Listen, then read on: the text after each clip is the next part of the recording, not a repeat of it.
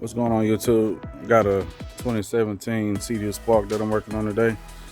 The problem that I'm having is when you plug the lanyard up, you don't get anything, no beeps or no display on the screen. There's another guy here who has a video, but he's really not specific about what he did to fix the issue. So I'm just doing a brief video to show you what the problem was. So they got videos on how to remove the top of the Seadoo, so I'm not gonna go over that part. So if you're having that problem, basically you take your top off. Right here is your fuse box. Squeeze these, pull them off, and it is this relay right here. So this is actually just an extra relay I had laying around, but you can see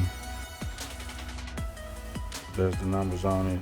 You can, the one that came out of was an Omron brand, but this is all you have to do right here is replace this.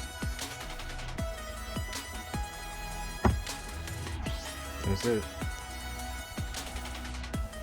If you find this video helpful, like and subscribe.